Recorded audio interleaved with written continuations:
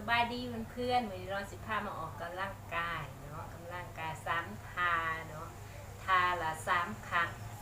ครั้งละ15เทื่อเนาะเฮามาออกไปพร้อมๆกันเลยเนาะท่าที่1เนาะ15ครั้ง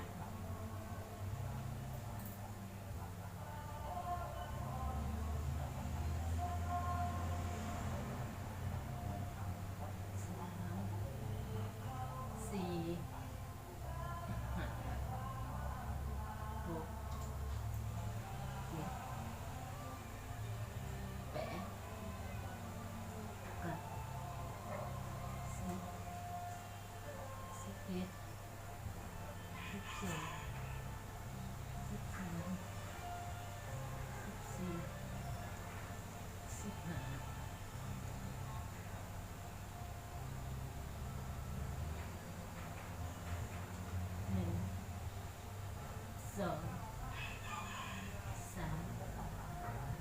4 5 6 7 8 9 10 11 12 13 14 15ท่าที่22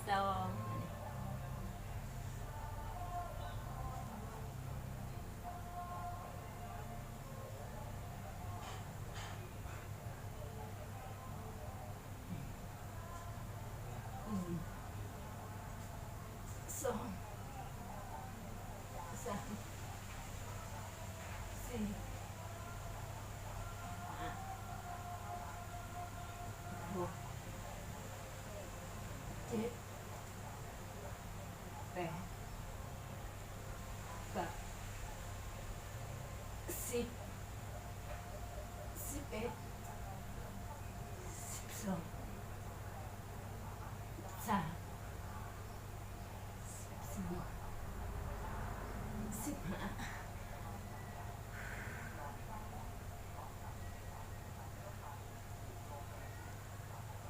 ท่าที่3เหมือนท่าที่3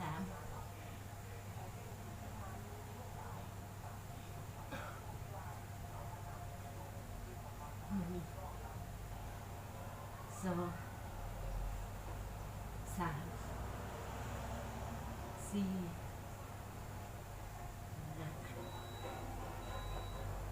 6 7 8 9 10 11 12 13 14